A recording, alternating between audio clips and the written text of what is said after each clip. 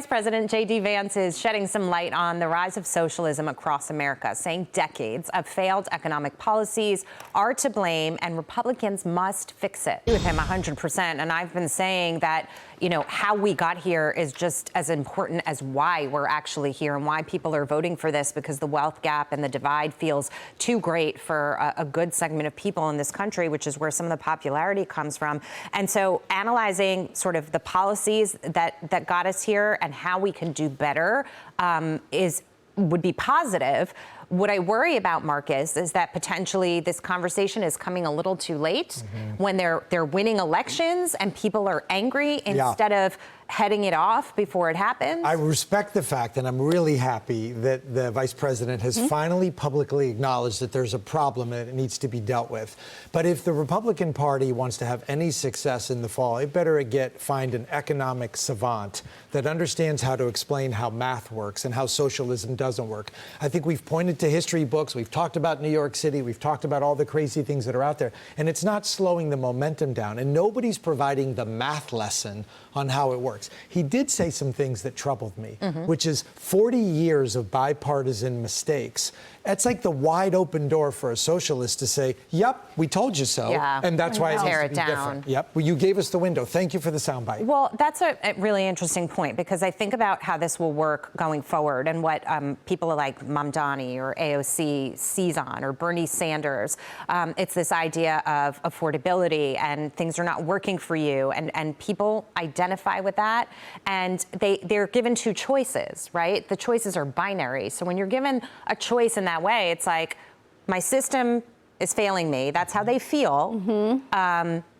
Even though this other system, the math of it may not be great, they're so sick of this system that they're willing to vote for that system, Taylor. Maybe. But as I argued on this program before, and maybe my friend who lives in the great state of Florida can tell me if he thinks I'm wrong. My husband's family's from Florida. I grew up in a very red city in a big, big blue state. These people will fight to the death before they let a socialist come into this country, because it goes against every bone in our body. This country was founded, and I don't want to take it for granted, but this country was founded on freedom. Freedom is like it's running through your veins, because as an American, that's just who I am.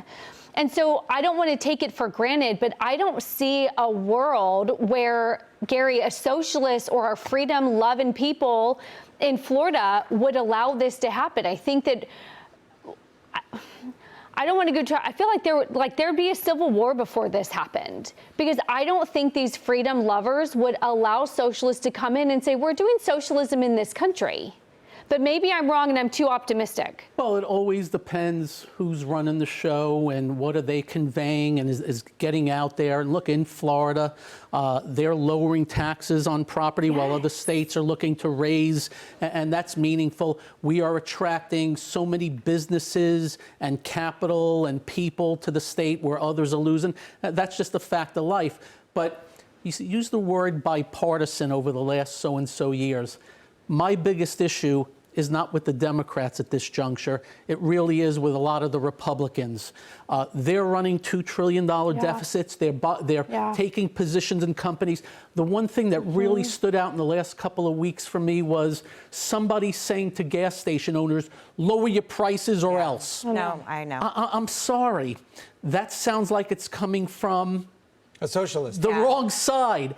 So you got to take care of your own before you start blasting the other. That's the way I look at this. And by the way, I have a laundry list of other things out there. But let me just say, on the optimistic side, hard work, sweat, toil, ingenuity, smarts, capitalism, upward mobility. You really can't stop people wanting to do better for themselves and their family. We have the greatest technological advancements, medical breakthroughs in history, and it's only going to get better.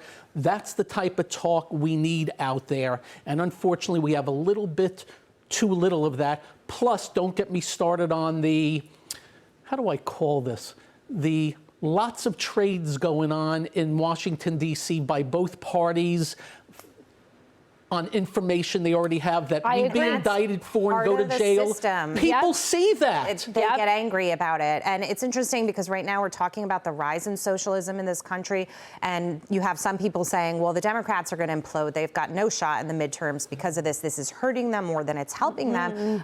That may or may not be true. But then you look at the Republicans, Dagan, and we've pointed out some crazy things they've done as well. I don't think it's quite as bad. But I hear Gary's point on that issue.